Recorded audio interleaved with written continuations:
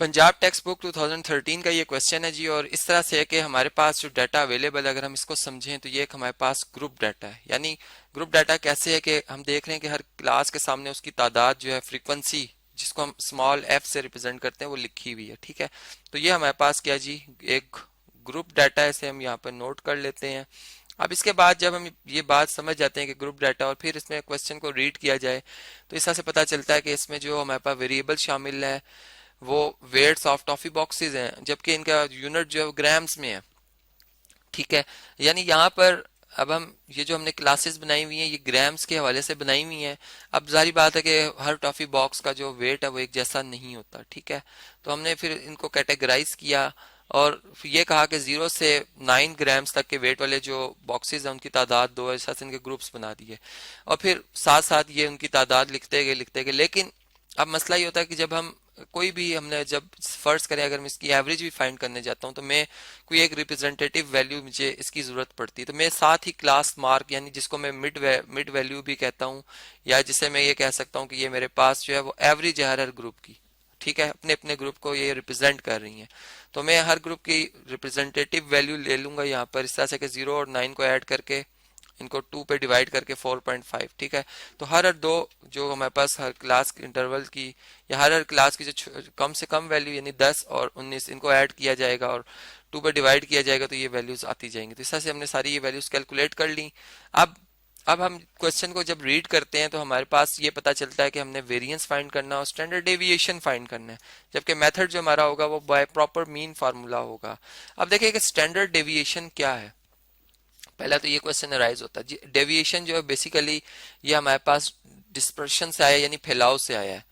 यानी हम यूं कहते हैं कि हमारे पास जो रेंज होती है जिसको कि आर से रिप्रेजेंट किया जाता है, जो कि मैक्सिमम ऑब्जर्वेशन में से लोएस्ट या लीस्ट ऑब्जर्वेशन को माइनस करने से या सब्ट्रैक्ट करने से आती है। ठीक है, यानी इससे हमें पता चल जाता है कि डाटा में वैल्यूज छोटी से छोटी और बड़ी से बड़ी कहाँ तक आ सकती है। ठीक है, फैलाव पता चल जाता है। फिर इसके बाद जब हम स्टैंडर्ड एक फिक्स कर लेते हैं, स्टैंडर्ड डेविएशन के लिए एवरेज का सहारा लिया जाता है जी। और एवरेज हम ऐसा से कर लेते हैं कि हम एवरेज के हमारे पास डिफरेंट यानी मेथड है, जैसे मीडियन है, मॉड है, ठीक है, हार्मोनिक मीन है, ज्योमेट्रिक मीन है, ठीक है, अरिथमेटिक मीन है। तो हम जो हमारे लिए अरिथमेटिक मीन ज्यादा सुटेबल मैयर है, हम इसको मैयर करके, जो कि ग्रुप डाटा के केस में हम summation F x over summation F से इसको फाइंड कर सकते हैं। टोटल फ्रीक्वेंसी की तादाद जो कि इस केस में हमारे पास 40 बनती है। ठीक है, और जो हर क्लास की एक एवरेज वैल्यू थी जिसको मैंने एक्स कहा था, उसको उस क्लास की फ्रीक्वेंसी से मल्टीप्लाई कर करके यहाँ पर इस तरह से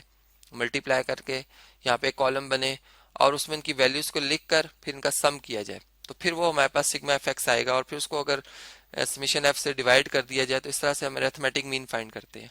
तो हम ये देखेंगे कि फिर अरिथमेटिक मीन का जो भी आंसर आता है उसका इस ग्रुप की एवरेज, यानी ये वो एवरेज वैल्यू उसका इसकी हर हर वैल्यू से कितना फर्क है, वो डेविएशन किसी से ज्यादा होगा, किसी से माइनस में होगा, किसी में प्लस में होगा। फिर उनका उनका स्क्वायर किया जाएगा, स्क्वायर करके उनकी एवरेज ले ली जाएगी। तो वो ये जो बेसिकली हमारे टेक्निक होगी, इसी को कहा जाता है बाय प्रॉपर मीन मेथड, और इससे हम स्टैंडर्ड डेविएशन निकाल लेते हैं। ठीक है, यानी पहले हमारे पास वेरिएंस आएगा, फिर उसका अगर हम स्क्वायर रूट करेंगे तो हमारे पास स्टैंडर्ड डेविएशन आ जाएगा। यहाँ पर ये बात इंपॉर्टेंट है कि अगर हम इस बात को समझें कि हमारे पास जो वेरिएंस और स्टैंडर्ड डेविएशन है इनमें क्या रिलेशन है। यानी अगर हम फर्ज करें स्टैंडर्ड वेरिएंस फाइंड करते हैं, जिसे हम एस स्क्वायर से भी रिप्रेजेंट कर सकते हैं या हम इसे सिग्मा स्क्वायर से भी रिप्रेजेंट कर सकते हैं। ठीक है, तो अगर हम फर्ज करें कि वेरिएंस फाइंड करते हैं और इसका स्क्वायर रूट ले लेते हैं, तो हमारे पास स्टैंडर्ड डेविएशन आ जाएगा, जिसको हम एस डॉट डी से, या फिर हम इसे जो है वो एस से रिप्रेजेंट कर सकते हैं, या फिर इसको सिंपल सिग्मा से भी रिप्रेजेंट किया जा सकता है।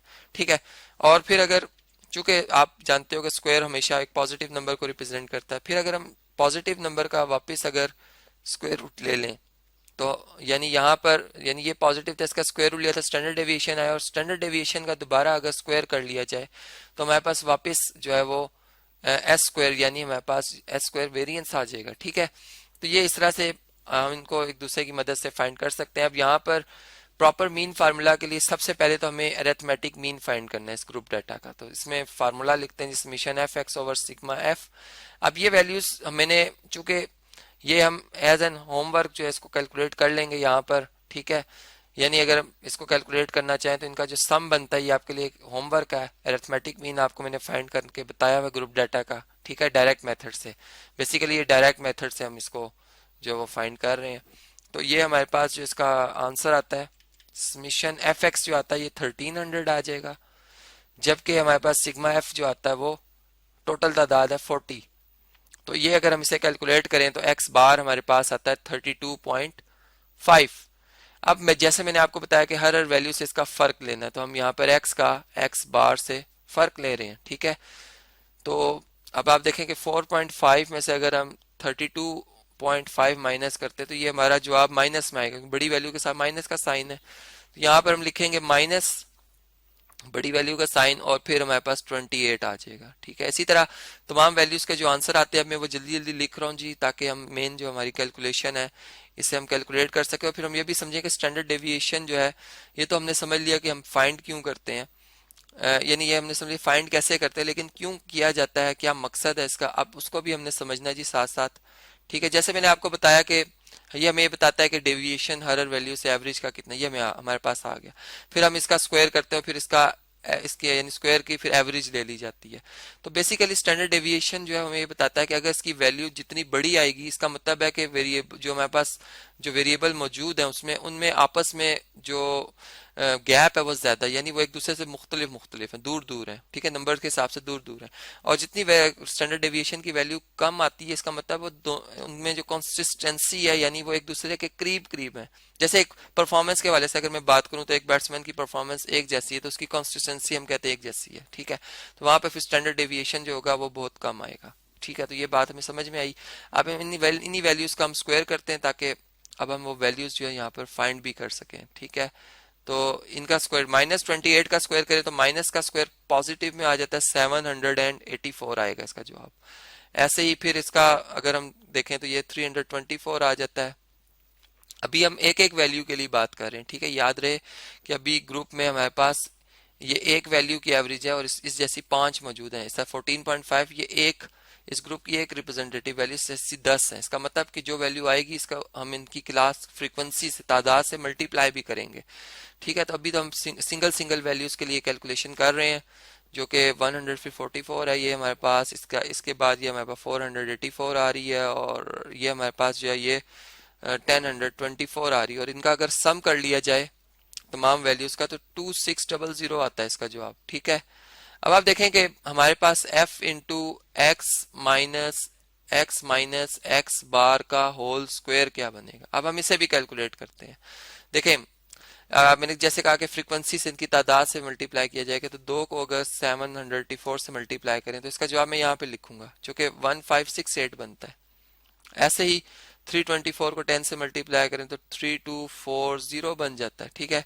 फिर हमारे पास 320 बन जाएगा, फिर हमारे पास इससे नेक्स्ट जो है वो 36 बन जाएगा, ठीक है, यानी 4 को 9 से मल्टीप्लाई किया है। फिर 864 बनता है। फिर इसका मजीद अगर हम देखें तो ये हमारे पास बनता है जी 3388 और इसके बाद जो हमारे पास आंसर बनता है वो 1024 ही बनता है, यानी 1024 को अगर 1 से मल्टीप्लाई करें तो वही नंबर आएगा। और इनका फिर टोटल जो कि चले यहाँ मैं लिख भी देता हूँ कि यहाँ हम इनका टोटल कर रहे हैं तो ये 10,440 यानी 10,440 आता है इनका सम। तो बेसिकली हमने जो है वो तमाम जो डेविएशंस आई थी, ठीक है, एक एक वैल्यू की, फिर उनके पूरे ग्रुप के हवाले से कि 10 ऑब्जेक्ट्स मौजूद हैं तो उनके 10 के हिसाब से फिर उनका सम। तो इस तरह से फिर हम यूं कहेंगे कि जो हमारे पास स्टैंड वेरिएंस है सबसे पहले हम एस स्क्वायर से इसको रिप्रेजेंट कर रहे हैं जो कि समिशन ये सम से निकला जी, सम यानी ये ग्रीक जो है सिंबल है समेशन से आया है और इसमें हम f into x minus x bar का होल स्क्वायर लिखेंगे और इसको डिवाइड कर रहे हैं जी हम इस पूरी वैल्यू को इसकी कुल तादाद से, इन टोटल तो तमाम ग्रुप्स की तादाद मिला के 40। तो ये हमारे पास 10440 को अगर आप 40 पे डिवाइड कर दें तो ये हमारे पास जो जवाब इसका बनता है जी, इसका जवाब एस स्क्वायर का जवाब बनता है 270। एक मिनट इसको कैलकुलेट कर लेते हैं जी, 261 बनता है जी। और ये स्क्वायर्स में आएगा, स्क्वायर्स ग्राम्स में आएगा चूंकि यूनिट जो है हमारे पास डाटा के ग्राम्स में है। और फिर अगर हम इसी का स्क्वायर रूट ले लेते हैं तो हमारे पास स्टैंडर्ड डेविएशन आ जाएगा जिसको हम एस से रिप्रेजेंट करते हैं जो कि 261 है। तो इसका अगर स्टैंडर्ड डेविएशन लें तो ये हमारे पास 16.15 ग्राम्स में आ जाता है।